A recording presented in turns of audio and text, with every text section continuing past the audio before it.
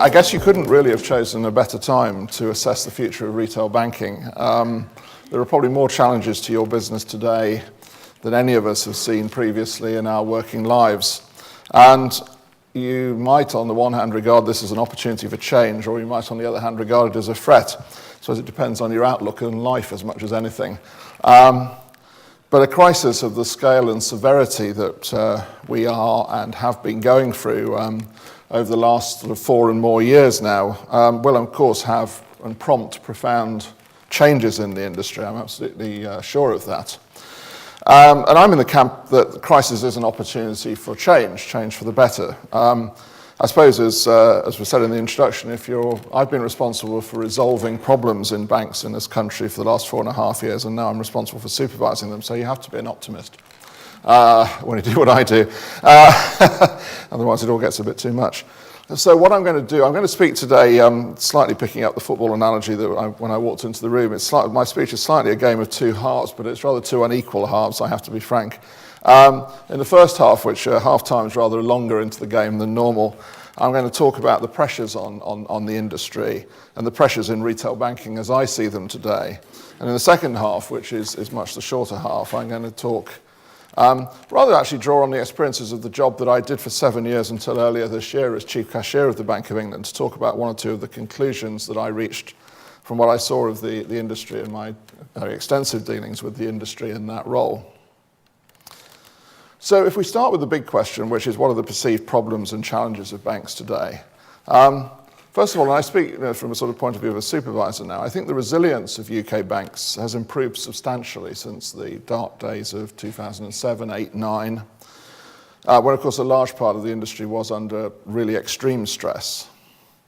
I think it's fair to say that today the UK banks are not what I would call front and centre of the problem. The solvency position of the UK banks has really materially improved over the last 3 years. A start has been made towards reducing balance sheets, and particularly the so-called non-core assets. And I think up to the summer of this year, this improvement was evident in the larger volumes of wholesale term debt that UK banks were able to issue. And this was crucial to achieve a number of objectives that, frankly, in the authorities we regarded as critical. It has enabled the repayment of the Bank of England's special liquidity scheme, and it is now enabling the repayment of the government's credit guarantee scheme. And that is a major reduction for the UK banks over the last 18 months in official funding support. That support that was put in during the, if you like, the sort of the height of the crisis. And that's a very big achievement. It's a big achievement. The second objective of taking advantage of these stronger funding conditions was to enable the banks to build up larger liquidity buffers to provide more protection against stress in the future. This was an explicit objective of the FSA. And I would be misleading you, frankly, if I said to you that any bank has thanked us for doing this. It is, in effect, a proto-Basel III liquidity standard. It was a unilateral UK action in terms of its timing, though I would say very strongly that I think what has happened next demonstrated that it was the right thing to do. Now, we all know, we can't get away from it, that since the summer, the beginning of the summer, conditions have changed a lot. There has been a re-emergence or an emergence of a generalised risk aversion, due primarily, of course, to developments in the periphery of the Eurozone. The UK banks are not, I should stress, singled out, it seems to me, in terms of that development, but there has been a very broad-based reduction in the term of funding, and in some parts of the market there's been a clear shift towards secured funding from unsecured funding. Nobody has escaped that. The funding buffers that we wanted the banks and successfully got the banks to build up are there to absorb this sort of pressure. Buffers are there to absorb pressure. They're there to be used in that sense. And that's why we have been strong supporters of the liquidity regulation framework in Basel III, and it's why at the FSA we devote a very large amount of time to understanding the strengths and weaknesses of these funding positions. Now, the current phase of the crisis hasn't singled out the UK banks, and that's most likely, I think, because, as the disclosures made over the summer in the various European banking authority tests showed, the UK banks do not have large direct exposures to the vulnerable Eurozone economies. Moreover, I think at least in a relative sense, attitudes in markets towards UK sovereign risk appear to have improved. But we cannot be, and I'm afraid certainly are not, complacent on this front. There is naturally uncertainty in relation to the possible impact of indirect exposures to the vulnerable economies in the Eurozone, stemming from the whole network of relationships and counterparty relationship that banks inevitably maintain. And we are therefore, as supervisors, very keen to see that banks plan for any disorderly consequences of the euro area crisis.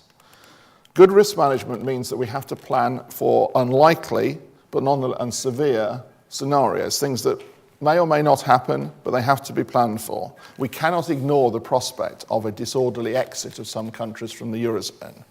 And I say that without offering any view on whether it will happen, but it must be within the realm of contingency planning. So if we look ahead now, what are the main challenges on this prudential front for banks? We will need to return, once we get through the teeth of this crisis, to the agenda of banks building up their funding buffers, because we need to, again, restore buffers so that they can be used in just the sort of times that we are going through. Many banks also still have excessive leverage, and there is a need for a clear path to reduce that leverage, but to a timetable that does not damage the wider economy. This is, I think, the toughest challenge that we face today. As prudential regulators, we are very conscious of the balance that has to be struck between strengthening the resilience of the banking system and avoiding bad outcomes in the wider economy. This is not easy. And as a microprudential regulator, I do appreciate the force of the argument that in difficult times, we should avoid the excessive risk-off, as it's now being called, behavior by banks. What I would, though, say is that you can best do that type of what's often called counter-cyclical policy approach when the credibility of the system, the basic resilience of banks has been proven. Now, we are not yet there. Not surprising, arguably, given the crisis we've been going through. Over time, we can get there. But it will require a measured but serious reduction of the size of banks' balance sheets. And in some countries, it means that the banking system can no longer absorb government debt on the scale that has been seen.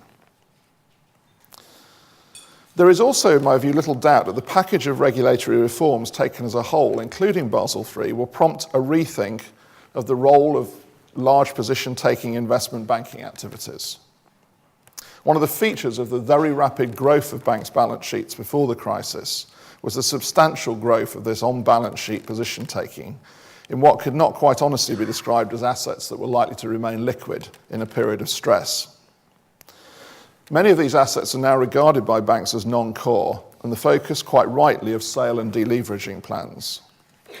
Many of these sorts of assets can be removed from the balance sheet without, in my view, jeopardizing activity in the real economy, and they need to be removed to restore confidence in the balance sheets of banks. Now, this is happening in the UK banks, but we should not underestimate the scale of the task that remains ahead of us.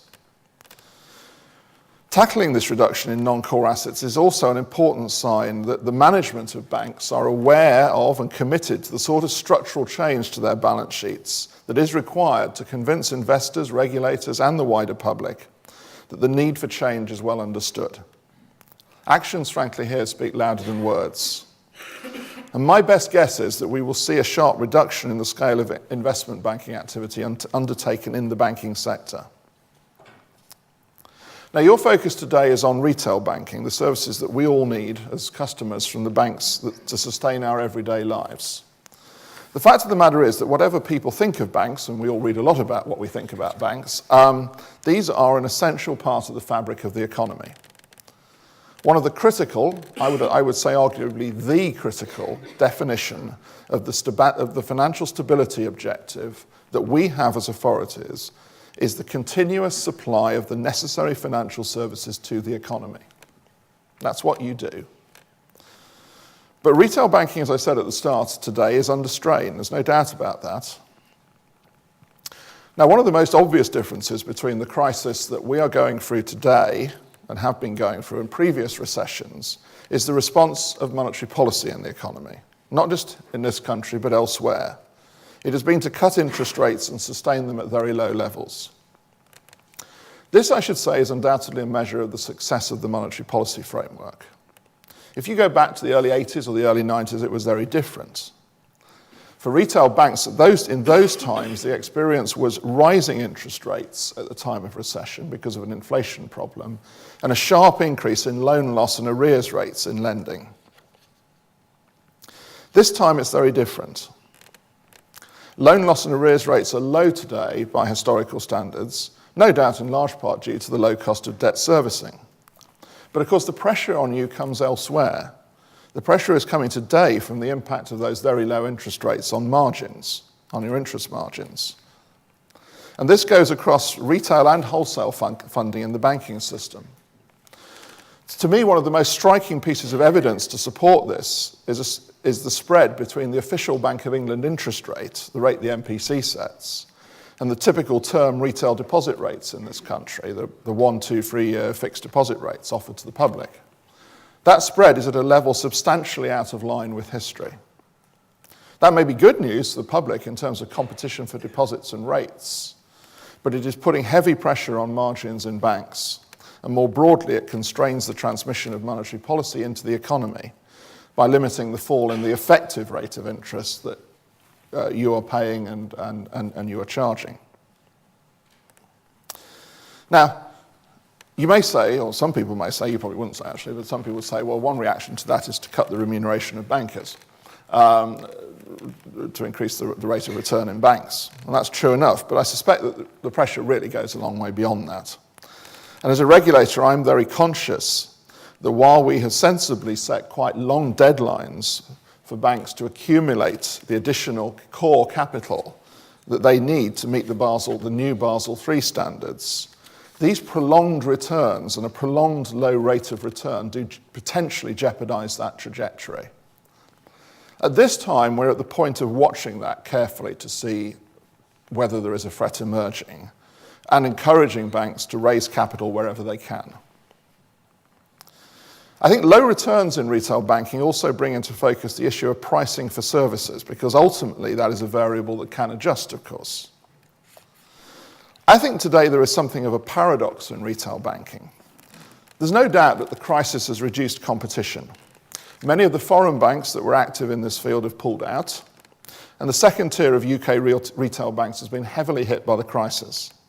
I've said on a number of occasions elsewhere that the crisis has, in my view, revealed deep flaws in at least one business model, one of those being demutualised building societies.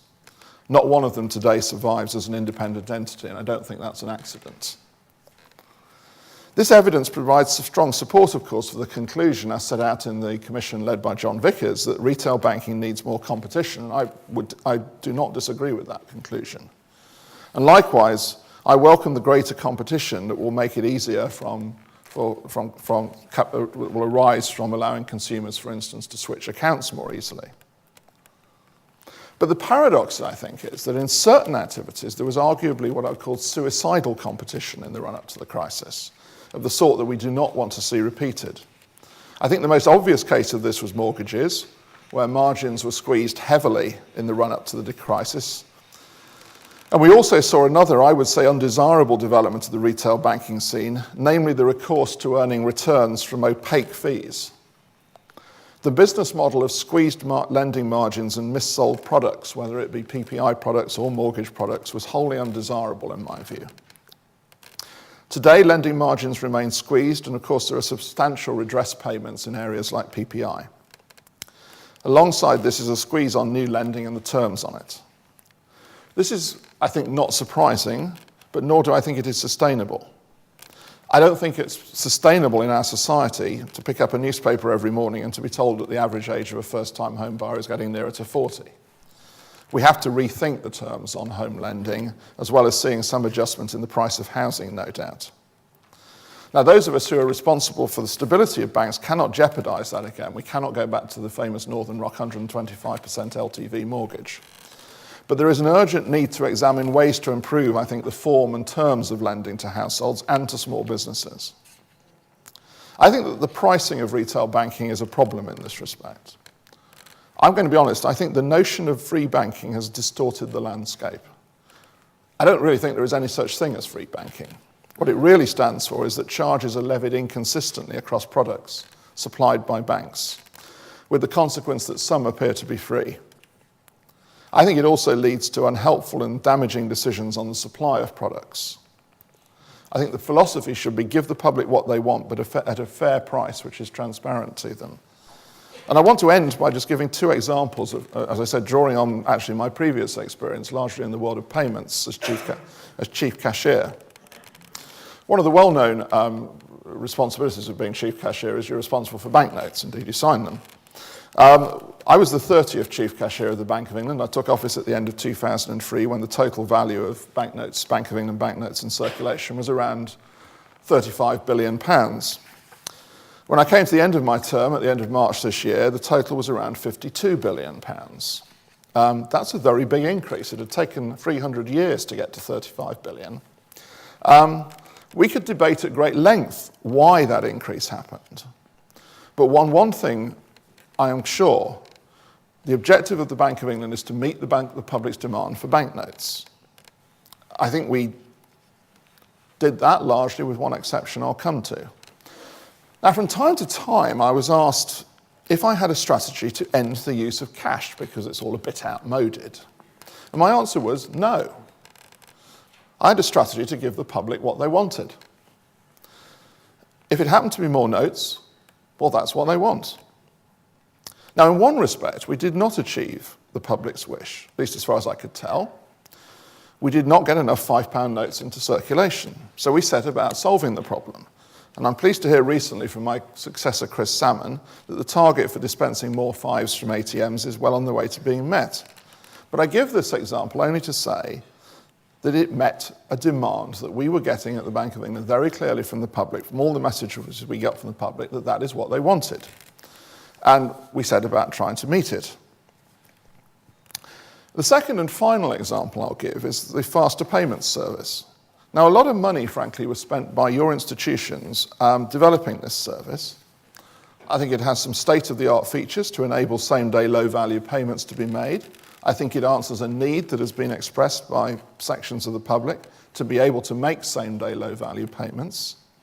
And in my, and I should say strictly non-technical opinion, it could be a platform for a profound change in mobile electronic payments for those members of the public who want such things. Which is not my mother, but it's a lot of, there are a lot of people who now do want that thing, and we should recognise that. And yet, my sense is that for several years, and several years on from its launch, the potential of this thing has not been realised. A lot of money has been spent on it, it's been poorly marketed, and it isn't properly used. And if I'm honest with you, to finish with a footballing analogy again, it's an own goal. The banks have developed something very good, a lot of money was spent on it, and it hasn't been put to use. And I think that's more than sad, frankly, for an industry that needs to work on its standing with the public. So to sum up, there are challenges everywhere. There is huge pressure on the retail banking industry today, but I think there are huge opportunities for change. And above all, I think that change needs to give the public what it wants at a fair price on transparent terms. And that would be a big step forward. Thank you.